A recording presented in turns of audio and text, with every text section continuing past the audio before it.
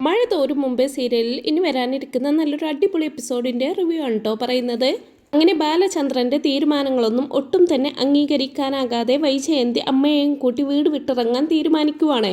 മുത്തശ്ശിക്കാണെങ്കിൽ കൊല്ലപ്പള്ളിയിലേക്ക് തിരികെ പോകാൻ ഒട്ടും തന്നെ താല്പര്യമുണ്ടാവില്ല. കാരണം അവിടെ ചെന്നാൽ കമലയുടെ ദുർമുഖവും കുറ്റപ്പെടുത്തലും ഒക്കെ കേൾക്കേണ്ടി വരുമല്ലോ. എങ്കിലും വൈജയന്തിയുടെ പിടിവാശിക്ക് മുമ്പിൽ മുത്തശ്ശി കൂടെ പോവാൻ തയ്യാറാവുകയാണ്. മക്കളൊക്കെ വൈജയന്തി മുത്തശ്ശിയെയും കൂട്ടി ഇറങ്ങി പോകുന്നത് തടയാനൊക്കെ നോക്കുന്നുണ്ടെങ്കിലും വൈജയന്തി തന്റെ വാശിയിൽ തന്നെ ഉറച്ചു നിൽക്കായിരിക്കും. പോകാൻ ഒരുങ്ങുന്ന വൈജയന്തിയെ അലീനയാണെങ്കിലും കുറെയൊക്കെ തടയാൻ നോക്കുന്നുണ്ട്. വന്നിട്ട് മുത്തശ്ശിയെ പിടിച്ച് എണീപ്പിക്കാനൊക്കെ നോക്കുമ്പോൾ മുത്തശ്ശിക്ക് തനിയെ നടക്കാൻ വയ്യല്ലോ. അപ്പൊ അലീനയും സഹായിച്ചൊക്കെ കൊടുക്കുന്നുണ്ട്. പിന്നെ വൈജയും അലീനയും ചേർന്ന് മുത്തശ്ശിയെ ഒരു വിധത്തിൽ കാറിൽ കൊണ്ടുവന്ന് ഇരുത്തുന്നുണ്ട്. പിന്നെ ബബിതയും കൃഷ്ണമോളൊക്കെ വന്ന് അമ്മ പോകരുതെന്നൊക്കെ പറഞ്ഞ് തടഞ്ഞിട്ടും വൈജയന്തി അതൊന്നും കണക്കിലെടുക്കാതെ മുത്തശ്ശിയെയും കൂട്ടി അവിടെ നിന്ന് പോവുകയാണ് കേട്ടോ. അതേസമയം കൊല്ലപ്പള്ളിയിലാണെങ്കിൽ കമലയും മക്കളും കൂടിയിരുന്ന് ഇങ്ങനെ സംസാരിച്ചുകൊണ്ടിരിക്കുകയാണ്. എന്തായാവോ അവിടുത്തെ കാര്യങ്ങൾ. വൈജ പിന്നീട് വിളിച്ചൊന്നും കേട്ടില്ല. ബാലചന്ദ്രൻ ഇത് എന്തിന്റെ കേടാണെന്നാ എനിക്ക് മനസ്സിലാവാത്തത് എന്നൊക്കെ ഇങ്ങനെ കമല പറഞ്ഞുകൊണ്ടിരിക്കുമ്പോഴായിരിക്കും വൈജയുടെ കാർ അവിടേക്ക് എത്തുന്നത്. ആന്റിയുടെ കാറാണല്ലോ എന്ന് പറഞ്ഞുകൊണ്ട് ഹരി ചെന്ന് നോക്കുന്നുണ്ട്. പിന്നാലെ തന്നെ കമലയും ചെല്ലുന്നുണ്ട്. കാറിൽ നിന്നും ഇറങ്ങിയതിനു ശേഷം മുത്തശ്ശിയെ പിടിച്ചിറക്കുന്നുണ്ട്. മുത്തശ്ശിയെ കാണുന്നതും കമലക്ക് ദേഷ്യം വരുന്നുണ്ടെങ്കിലും അതൊന്നും പുറത്ത് കാണിക്കാതെ വേഗം തന്നെ മുത്തശ്ശിയെ പിടിക്കാനായിട്ട് ചെല്ലുന്നുണ്ട്. ജയന്തി ഹരിയോടായിട്ട്, ഹരി, ആ കാറിന്റെ ഡിക്കിയിൽ എന്റെയും അമ്മയുടെയും ബാഗും സാധനങ്ങളൊക്കെ ഉണ്ടാകും, അതൊക്കെ എടുത്ത് അകത്തേക്ക് വെക്കാന്നൊക്കെ ആവശ്യപ്പെടുന്നുണ്ട്. ഹരി അതൊക്കെ അതേപടി അനുസരിക്കുകയും ചെയ്യുന്നുണ്ട്. അങ്ങനെ വൈജയന്തി ഒരു വിധത്തിൽ മുത്തശ്ശിയും കൊണ്ട് അകത്തേക്ക് വന്ന് അവിടെ ഇരിക്കുവാണ്. കമലേട്ടി, ശിവേട്ടനെ ഒന്ന് വിളിക്കേ. ശിവേട്ടനെ വിളിച്ചിട്ട് എമർജൻസി ലീവ് എടുത്തിട്ടായാലും വേണ്ടില്ല നാട്ടിലേക്കൊന്ന് വരാൻ പറ. രാജീവിനെയും ഒന്നുകൂടി വിളിച്ചു വരുത്തണം. എന്തായാലും രാജീവിനെ കൊണ്ട് ഒറ്റയ്ക്ക് ഇത് കൈകാര്യം ചെയ്യാൻ പറ്റുമെന്ന് എനിക്ക് തോന്നുന്നില്ല. അവർ രണ്ടുപേരും വരട്ടെ. അവർ രണ്ടുപേരും എൻ്റെ കൂടെ ഉണ്ടെങ്കിൽ എനിക്കതൊരു ധൈര്യമാണെന്നൊക്കെ വൈജയന്തി പറയുമ്പോൾ, നീ എന്തൊക്കെയാണ് വൈജയി കാണിച്ചു കൂട്ടുന്നത്?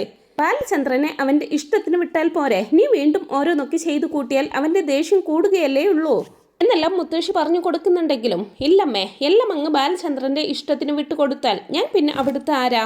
അലീനെ എന്ത് കണ്ടിട്ടാണ് ബാലചന്ദ്രൻ ഇങ്ങനെ പൊക്കി പിടിച്ചുകൊണ്ട് നടക്കുന്നതെന്നാ എനിക്ക് മനസ്സിലാവാത്തത്. ഇനിയും ഇതങ്ങനെ വിട്ടുകൊടുക്കാൻ ഞാൻ ഉദ്ദേശിച്ചിട്ടില്ല.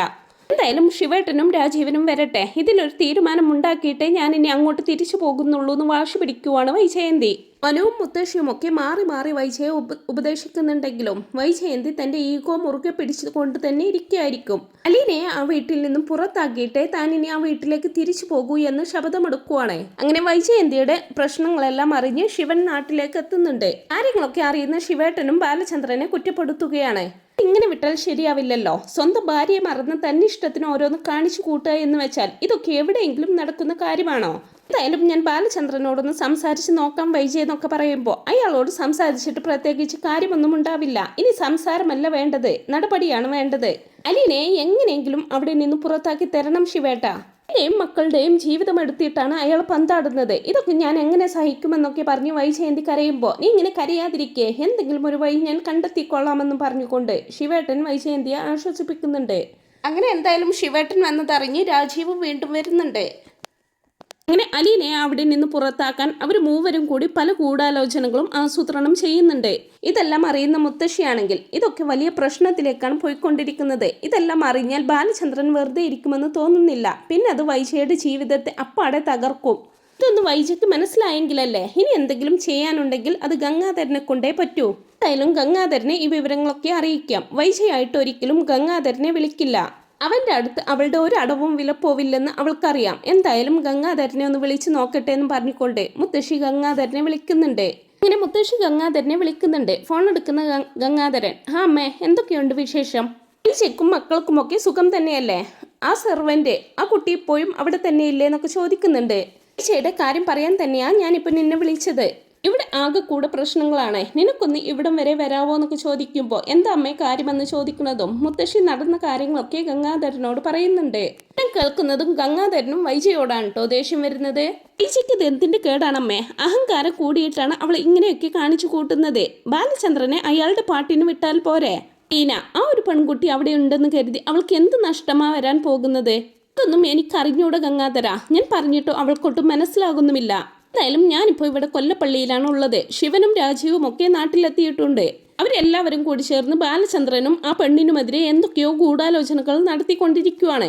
അവരുടെ പദ്ധതികളൊന്നും നടക്കാൻ പാടില്ല. ശിവനെയും രാജീവിനെയും എങ്ങനെയെങ്കിലും തടഞ്ഞേ പറ്റൂ. അവർ വീണ്ടും ബാലനെതിരെയും ആ പെണ്ണിനെതിരെയും എന്തെങ്കിലും ചെയ്തിട്ടുണ്ടെങ്കിൽ ബാലചന്ദ്രൻ പിന്നെ എന്തൊക്കെയാ കാണിച്ചു കൂട്ടുകയെന്ന് നമുക്ക് ചിന്തിക്കാൻ പോലും പറ്റില്ല. അതുകൊണ്ട് അവരെ തടയണമെങ്കിൽ നീ തന്നെ ഇവിടെ വേണം. ഞാൻ പറഞ്ഞാലൊന്നും അവർ അനുസരിക്കത്തില്ല. നിനക്കൊന്ന് വന്നിട്ട് പോയിക്കൂടെ ഗംഗാധര എന്നൊക്കെ ചോദിക്കുമ്പോൾ ഞാൻ വരാം അമ്മയെന്നും പറഞ്ഞുകൊണ്ട് ഫോൺ കട്ട് ചെയ്യുവാണ് ഗംഗാധരൻ. പിന്നെ അധികം വൈകാതെ തന്നെ ഗംഗാധരൻ നാട്ടിലെത്തുന്നുണ്ട്. ഗംഗാധരനെ കാണുന്നതും രാജീവൊക്കെ ഒന്ന് പരിങ്ങുന്നുണ്ട്. ഗംഗാധരൻ വന്ന പാടെ വൈജയെ വിളിച്ചു നിർത്തി കുറെ ഉപദേശിക്കുന്നുണ്ടെങ്കിലും താൻ പിടിച്ച മുയലിന് 3 കൊമ്പ് എന്ന് പറയുന്നത് പോലെ പിടിച്ച പിടിവാശിയിൽ തന്നെ നിൽക്കുവാണ് കേട്ടോ വൈജയന്തി. ആ സമയം രാജീവ് മുമ്പോട്ട് വന്ന് ഏട്ടനിത് എന്തറിഞ്ഞിട്ട് അയാളെയും ആ പെണ്ണിനെയും ഇങ്ങനെ സപ്പോർട്ട് ചെയ്യുന്നത്? നമ്മുടെ പങ്ങളുടെ ജീവിതമല്ലേ അയാൾ കാൽ കീഴിലിട്ട് ചവിട്ടി അരക്കുന്നത്. ഇതിനും അയാളുടെ ഭാഗത്തൊരു ന്യായം കാണുമെന്നാണ് ഗംഗാട്ടൻ പറയുന്നത്. എന്ത് ന്യായം? ബാലചന്ദ്രന്റെ ദത്തുപുത്രിയാണത്രേ അവള്. പിന്നെ ചുമ്മാ അതങ്ങ് ദത്തുപുത്രിയാവുകയല്ലേ? സംഭവം വേറെയാണെന്ന് ആർക്കാ മനസ്സിലാവാത്തത്? ഒരു കിളുന്ത് പെണ്ണിനെ കണ്ടപ്പോൾ ബാലചന്ദ്രന് കുരു പൊട്ടിയതാണ്. അങ്ങേർക്ക് അവളെ വെപ്പാട്ടിയായിട്ട് വെച്ചോണ്ടിരിക്കണം. അത് ആർക്കാ മനസ്സിലാവാത്തത്? അതിനു വേണ്ടിയിട്ടാണ് നമ്മുടെ പെങ്ങളെ ഇങ്ങനെ വെറുപ്പിക്കുന്നത്.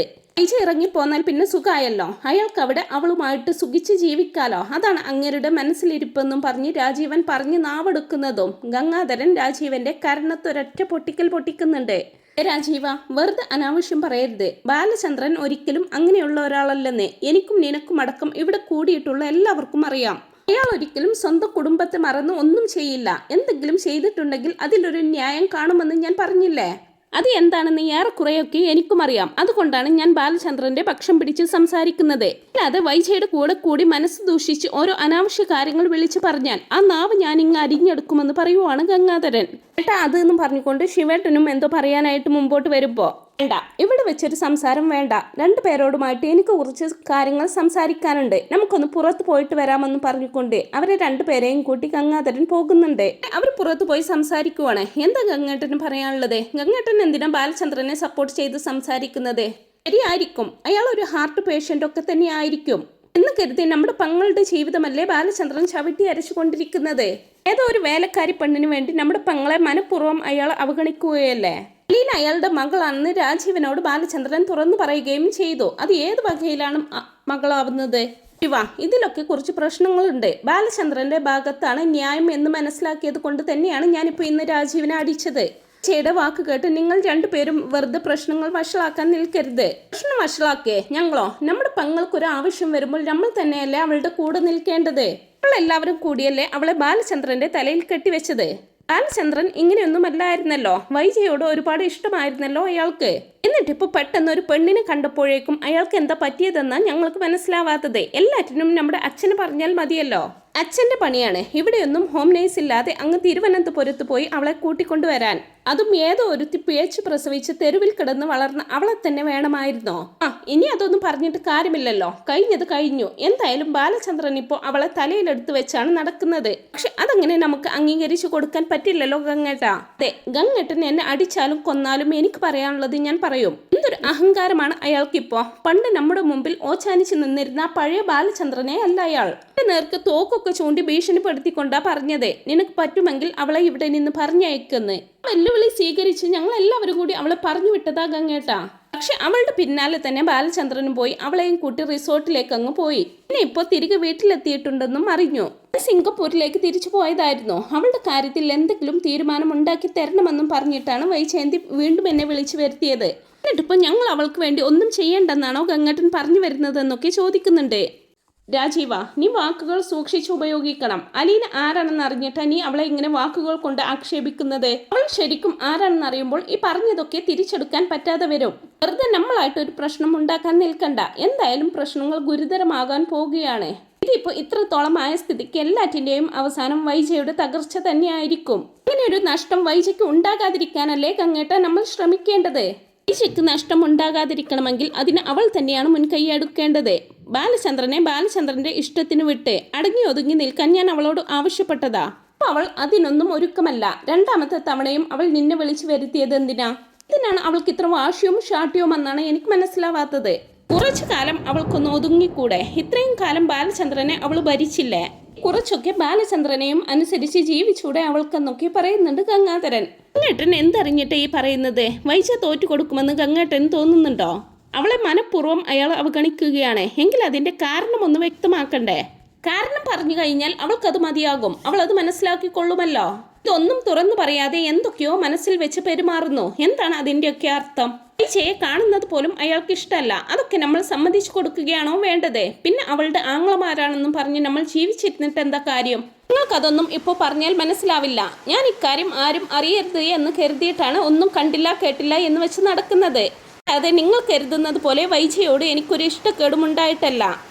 നമ്മൾ അതൊക്കെ ചോദിക്കാൻ ചെന്നാൽ ബാലചന്ദ്രൻ എന്തൊക്കെയാ കാണിച്ചു കൂട്ടുക എന്ന് ഊഹിക്കാൻ പോലും പറ്റില്ലെന്നൊക്കെ പറയുവാണ് ഗംഗാധരൻ. ശരി, അപ്പോൾ അയാൾ ഇങ്ങനെ പ്രതികരിക്കുന്നതിന്റെ കാരണം എന്താണെന്ന് ഗംഗേട്ടന് അറിയാമല്ലേ? ഗംഗേട്ടന് മര്യാദയ്ക്ക് അത് അക്കാര്യം വൈജയോട് പറഞ്ഞിരുന്നെങ്കിൽ അവൾ ഈ കണ്ട പ്രശ്നങ്ങളൊന്നും ഉണ്ടാക്കില്ലായിരുന്നല്ലോ. ജീവ, എനിക്കറിയാം. അക്കാര്യം ഞാനിപ്പോൾ നിങ്ങളോട് പറഞ്ഞു കഴിഞ്ഞാൽ നിങ്ങൾക്കും അത് ചിലപ്പോൾ താങ്ങാൻ പറ്റിയെന്ന് വരില്ല. ബാലചന്ദ്രൻ ചെയ്യുന്നതെല്ലാം നീയും അംഗീകരിച്ചു കൊടുക്കേ ചെയ്യുള്ളൂ എന്നൊക്കെ പറയുമ്പോൾ ഞാൻ അംഗീകരിച്ചു കൊടുക്കാനോ? ഒരിക്കലുമില്ല. ഒരു കാരണവശാലും ഞാനത് അംഗീകരിച്ചു കൊടുക്കില്ലെന്ന് പറയുവാണ് രാജീവൻ. അപ്പോൾ ഗംഗാധരൻ പറയുന്നുണ്ട്, നമ്മൾ അയാളോട് ചെയ്തതൊന്നും മറക്കരുത് രാജീവ. ആരും അറിയരുത് എന്ന് കരുതിയിട്ടാണ് നമ്മൾ ബാലചന്ദ്രന് അവളെ വിവാഹം കഴിച്ചു കൊടുത്തത്. ആ സത്യം ബാലചന്ദ്രൻ ഇന്ന് മനസ്സിലാക്കിയിരിക്കുന്നു. അത് തന്നെയാണ് ബാലചന്ദ്രന്റെ മാറ്റത്തിന് കാരണമെന്നൊക്കെ പറയുമ്പോൾ എന്ത് സത്യം മനസ്സിലാക്കിയെന്ന ഗംഗേട്ടൻ ഈ പറയുന്നതെന്നൊക്കെ ചോദിക്കുമ്പോൾ വൈജയുടെ കാര്യം തന്നെ. നമ്മുടെ വൈജ കല്യാണത്തിന് മുമ്പ് പിഴച്ച് പ്രസവിച്ച കാര്യം ബാലചന്ദ്രൻ അറിഞ്ഞിരിക്കുന്നു. അത് ചോദിക്കാനാണ് ബാലൻ എൻ്റെ അടുത്തേക്ക് വന്നിരുന്നത്. അതാണ് ബാലചന്ദ്രന്റെ ഈ മാറ്റത്തിന് കാരണം. ഹാർട്ട് അറ്റാക്ക് ഉണ്ടാകാനുള്ള കാരണവും അതാണ്. അയാൾ എല്ലാം അറിഞ്ഞിട്ടാണ് ഞങ്ങളെ കാണാൻ നീലഗിരിയിലെത്തിയത്. എല്ലാ തെളിവുകളോടെയും ചോദിച്ചപ്പോൾ ഞങ്ങൾക്കും അത് നിഷേധിക്കാൻ പറ്റിയില്ല. അതിൻ്റെയൊക്കെ ബാക്കിയാണ് ആ വീട്ടിൽ ഇപ്പോൾ നടക്കുന്നതും നടന്നുകൊണ്ടിരിക്കുന്നതും. ഇത് ഞാൻ എങ്ങനെയാ വൈജയോട് പറയേണ്ടത്? നിങ്ങൾ തന്നെ പറ. ബാലചന്ദ്രൻ ഇക്കാര്യങ്ങളൊക്കെ അറിഞ്ഞു കഴിഞ്ഞെന്ന് വൈജ അറിഞ്ഞാൽ വൈജ പിന്നെ എങ്ങനെയായിരിക്കും പ്രതികരിക്കുക എന്ന് എനിക്ക് പോലും നിശ്ചയമില്ല. പിന്നെ അലീന, അവളാണല്ലോ ഇപ്പോൾ എല്ലാവരുടെയും പ്രശ്നം. പക്ഷെ അതിലും ഒരു സത്യമുണ്ട്. ആ വീട്ടിൽ വേലക്കാരിയെ പോലെ കഴിയുന്നത് അവൾ നൊന്തു പ്രസവിച്ച അവളുടെ സ്വന്തം മകളാണ്. നമ്മുടെ അച്ഛൻ നമ്മളോടെല്ലാം പറഞ്ഞത് കള്ളമായിരുന്നു. 22.5 വർഷം മുമ്പ് വൈജ പ്രസവിച്ച ആ പെൺകുഞ്ഞാണ് അലീന.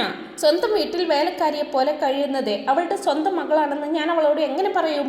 അത് അവൾക്ക് സഹിക്കാൻ പറ്റുമോ? ആ കുഞ്ഞ് മരിച്ചുപോയി എന്നല്ലേ നമ്മളൊക്കെ അവൾ പറഞ്ഞു വിശ്വസിപ്പിച്ചിരിക്കുന്നത്. അതല്ല സത്യം. ആ കുഞ്ഞ് അവളുടെ മുമ്പിൽ ഇന്നും ജീവനോടെ ഉണ്ടെന്ന് അവൾ അറിയുമ്പോൾ ബാലചന്ദ്രനേക്കാൾ നമ്മൾ ഭയക്കേണ്ടത് അവളെയാണ്. ഈ സത്യങ്ങളൊക്കെ അറിയുമ്പോൾ വൈജ നമ്മളോട് ക്ഷമിക്കുമെന്ന് നിങ്ങൾക്കൊക്കെ തോന്നുന്നുണ്ടോ? അവൾക്കിത് സഹിക്കാൻ പറ്റുമെന്ന് തോന്നുന്നുണ്ടോ? അവൾ വല്ല കടും കൈയും ചെയ്തു കഴിഞ്ഞാൽ നമ്മൾ എന്ത് ചെയ്യും? നമുക്ക് പിന്നെ അത് സഹിക്കാൻ പറ്റുമോ? എല്ലാം കൂടി ആലോചിച്ചിട്ടാണ് ഞാൻ ഇങ്ങനെ ഒരു തീരുമാനമെടുത്തത്. ബാലചന്ദ്രനും എല്ലാ കാര്യങ്ങളും അറിയാം. സ്വന്തം ഭാര്യയ്ക്ക് പൂർവ്വകാമുകനിൽ ഉണ്ടായ മകളാണ് അലീന എന്നുള്ളതും ബാലചന്ദ്രന് അറിയാമെന്നാണ് എൻ്റെ വിശ്വാസം. അതുകൊണ്ടായിരിക്കും അയാൾ അലീനയെ ചേർത്ത് പിടിച്ച് സംരക്ഷിക്കുന്നത്. അതുകൊണ്ട് ബാലചന്ദ്രന്റെ പാട്ടിന് വിട്ടേക്ക്. അയാളായിട്ട് ഒരിക്കലും വൈജയോട് സത്യങ്ങൾ പറയില്ല. അത് ഞങ്ങൾക്ക് തന്ന വാക്കാണ്. തീർച്ചയായിട്ട് അങ്ങോട്ട് ബാലചന്ദ്രനെ ബുദ്ധിമുട്ടിക്കാൻ പോകാതിരുന്നാൽ മാത്രം മതി. അതിന് അവളോട് എത്ര പറഞ്ഞിട്ടും മനസ്സിലാകണ്ടേ? അവൾക്ക് വാശിയല്ലേ അവളുടെ വാശിയല്ലേ അവൾക്ക് വലുത്. എന്തെങ്കിലും ആവട്ടെ, തൽക്കാലം നിങ്ങൾ രണ്ടുപേരും വന്നതുപോലെ തന്നെ തിരിച്ചു പോകാൻ നോക്ക്. നിങ്ങൾ ഇനിയും ഇതിൽ ഇടപെട്ടാൽ കൂടുതൽ നാറുകയുള്ളൂ എന്നൊക്കെ പറയുന്നുണ്ട് ഗംഗാധരൻ. രാജീവനും ശിവനുമാണെങ്കിലോ ഗംഗാധരൻ പറഞ്ഞതൊന്നും അങ്ങ് ഉൾക്കൊള്ളാനാകാതെ ഒരു ഞെട്ടലോടെ തന്നെ നിൽക്കുവാണ്. രാജീവൻ ഞെട്ടലോട് കൂടി തന്നെ ചോദിക്കുന്നുണ്ട്, ഗംഗേട്ടൻ ഇപ്പോൾ എന്തൊക്കെ ഈ വിളിച്ചു പറഞ്ഞത്? എനിക്കൊന്നും മനസ്സിലായില്ല. ഏട്ടൻ പറഞ്ഞതൊക്കെ സത്യമാണോ? അവൾ വൈജയുടെ മോളാണെന്നോ എന്ന് ചോദിക്കുമ്പോൾ അതെ, സത്യമാണ്. നമ്മളോട് അച്ഛനും അമ്മാവനും ഒക്കെ പറഞ്ഞതെല്ലാം കള്ളമായിരുന്നു. ആ കുഞ്ഞ് മരിച്ചു പോയെന്നും പറഞ്ഞ് നമ്മളെയെല്ലാം പറഞ്ഞു വിശ്വസിപ്പിച്ചതായിരുന്നു അവര്. അവൾ ശരിക്കും ജീവനോടെ തന്നെ ഉണ്ടായിരുന്നു. നമ്മുടെ പെങ്ങളുടെ മകളാണ് അവളെ എന്ന് വെച്ചാൽ നമ്മളുടെയൊക്കെ ഒരേ രക്തം. അലീന ഒരു പാവം കുട്ടിയാണ്. നിഷ്കളങ്കമായിട്ടുള്ള മനസ്സാണ് അവൾക്ക്. അവളെ നീ വെറുതെ തെറ്റിദ്ധരിക്കരുത്. വൈജയുടെ ദേഷ്യവും വാശിയും ഒക്കെ ഒന്ന് കുറച്ചാൽ തീരാവുന്ന പ്രശ്നങ്ങളേ ഉള്ളൂ ഇപ്പോൾ ആ വീട്ടിൽ. അല്ലാതെ ആ കുട്ടി അവളോട് ഒരു തെറ്റും ചെയ്തിട്ടില്ല. വൈജയുടെ ദേഷ്യം കുറക്കാൻ അവൾ തന്നെ ശ്രമിക്കണം. നമ്മളാരും അവളുടെ സഹായത്തിന് ചെല്ലുന്നില്ലെന്ന് കാണുമ്പോൾ താനെ അവൾ പത്തി മടക്കിക്കോളും. അതുകൊണ്ട് നിങ്ങളൊക്കെ വന്നതുപോലെ തന്നെ തിരിച്ചു പോകാൻ നോക്ക്. പിന്നെ രാജീവ, നീ അലീനയോട് ചെയ്തതെല്ലാം ഞാൻ അറിഞ്ഞു. അത് കുറച്ച് കടന്ന കൈയായിപ്പോയി. നിനക്ക് അറിയാതെ പറ്റിപ്പോയതാണെന്ന് കരുതി ഇത്തവണത്തേക്ക് ഞാൻ നിന്നോട് ക്ഷമിക്കാം. പക്ഷേ ഇനി നിന്റെ ഭാഗത്ത് നിന്ന് ഇങ്ങനെ ഒരു നീക്കം ഉണ്ടാവരുത്. നമ്മുടെ എല്ലാം അനന്തരവളാണ് അവളെ ഉപദ്രവിക്കാൻ നീ കൂട്ടുനിൽക്കരുത് എന്നൊക്കെ പറയുമ്പോൾ രാജീവന് ഒരു കുറ്റബോധമൊക്കെ തോന്നുന്നുണ്ട്. അലീനയോട് താൻ ഏതൊക്കെ വൃത്തികെട്ട രീതിയിലാണ് സംസാരിച്ചത് എന്നൊക്കെയുള്ള ഒരു കുറ്റബോധം തോന്നുന്നുണ്ട് രാജീവന്. നമ്മൾ വൈജയുടെ കാര്യത്തിൽ ഇടപെടുന്നില്ല എന്ന് തന്നെ ഇരിക്കട്ടെ, പക്ഷെ വൈജ വെറുതെ ഇരിക്കുമെന്ന് തോന്നുന്നുണ്ടോ? വൈജ നമ്മളോട് ഇതേക്കുറിച്ച് ചോദിച്ചാൽ നമ്മൾ എന്ത് പറയുമെന്നൊക്കെ ചോദിക്കുന്നുണ്ട് ശിവേട്ടൻ. അതൊന്നും എനിക്കറിയില്ല. അതിന് എന്തെങ്കിലും ഒരു വഴി നിങ്ങൾ തന്നെ കണ്ടെത്തിക്കൊള്ളണം. ഞങ്ങളുടെ വാക്കും കേട്ട് ജോലി സ്ഥലത്ത് നിന്ന് അത്യാവശ്യമായിട്ട് ഓടിപ്പോകുന്നതല്ലേ? അപ്പോൾ പിന്നെ വൈജയോട് പറയാനുള്ള മറുപടി നിങ്ങൾ തന്നെ സ്വയം കണ്ടെത്തിക്കൊള്ളണം. ഞാൻ എന്തായാലും വൈജയെ ഒന്നുകൂടി ഒന്ന് ഉപദേശിച്ചു നോക്കാം. നന്നാവാൻ ഉദ്ദേശമുണ്ടെങ്കിൽ നന്നാവട്ടെ, ഇല്ലെങ്കിൽ പിന്നെ എല്ലാം വിധിക്ക് വിട്ടുകൊടുക്കാനേ പറ്റുള്ളൂ. അവളുടെ ജീവിതം തകരാനാണ് വിധിയെങ്കിൽ അത് അങ്ങനെ നടന്നല്ലേ പറ്റൂ. നമുക്കെന്തായാലും വൈജയെ ഉപദേശിച്ച് നന്നാക്കാൻ ശ്രമിക്കാമെന്നല്ലാതെ മറ്റൊരു വഴിയും ഇപ്പം നമ്മുടെ മുമ്പിലില്ല. തിരിച്ചു പോയെന്ന് നമ്മളെല്ലാവരും വിശ്വസിച്ചിരുന്ന വൈജയുടെ മകളാണ് ജീവനോടെ ഇപ്പോൾ നമ്മുടെ കൺമുന്നിലുള്ളത്. വൈജയുടെ മകൾ ആണെന്ന് അറിഞ്ഞുകൊണ്ട് തന്നെയാണ് ബാലചന്ദ്രൻ അവളെ സംരക്ഷിക്കുന്നതും. ഒരു കണക്കിന് അയാൾ ചെയ്യുന്നത് എത്രയോ നല്ല കാര്യമാണ്. ആരെങ്കിലും ചെയ്യുന്ന പ്രവൃത്തിയാണോ അത്? സ്വന്തം ഭാര്യയ്ക്ക് മറ്റൊരാളിലുണ്ടായ കുഞ്ഞിനെ സ്വന്തം മകളെപ്പോലെ സംരക്ഷിക്കുന്നു. ആരെങ്കിലും ചെയ്യുന്ന പ്രവൃത്തിയാണോ അത്? അങ്ങനെയുള്ള ബാലചന്ദ്രനെ ചോദ്യം ചെയ്യാനോ അവന്റെ മുന്നിൽ ചെന്ന് നിൽക്കാനോ ഉള്ള യോഗ്യത നമുക്കുണ്ടോ? അതുകൊണ്ടാണ് ഞാൻ പറയുന്നത്, ഒരു പ്രശ്നത്തിനും നിൽക്കാതെ വന്ന പോലെ തന്നെ തിരിച്ചു പോകാൻ നോക്കെന്നൊക്കെ അനിയന്മാരെ ഉപദേശിക്കുകയാണ് ഗംഗാധരൻ. ഗംഗാധരൻ പറഞ്ഞ കാര്യങ്ങളൊക്കെ കേട്ട് കഴിയുമ്പോൾ രാജീവിന് അടങ്ങാത്ത കുറ്റബോധം തോന്നുന്നുണ്ട് കേട്ടോ. അലീനയോട് ചെയ്ത കാര്യങ്ങളൊക്കെ ഓർത്ത് അങ്ങനെ സത്യങ്ങളെല്ലാം മനസ്സിലാക്കിയ രാജീവൻ അലീനയെയും ബാലചന്ദ്രനെയും നേരിൽ കണ്ട് ചെയ്തു പോയതിന് മാപ്പൊക്കെ ചോദിക്കാനൊക്കെ ചെല്ലുന്നുണ്ട്.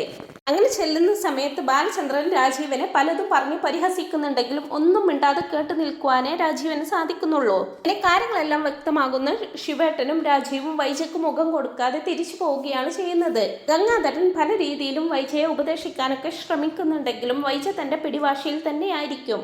അങ്ങനെ വളരെയധികം ത്രില്ലിംഗ് ആയിട്ടുള്ള എപ്പിസോഡുകളൊക്കെയാണ് ഇനി വരാനായിട്ട് പോകുന്നത്. ഈ ഒരു റിവ്യൂ നിങ്ങൾക്ക് ഇഷ്ടപ്പെട്ടെങ്കിൽ വീഡിയോ ഒന്ന് ലൈക്ക് ചെയ്യാനും ചാനൽ ഒന്ന് സബ്സ്ക്രൈബ് ചെയ്ത് സപ്പോർട്ട് ചെയ്യാനും മറക്കല്ലേ friends. Thanks for watching my video.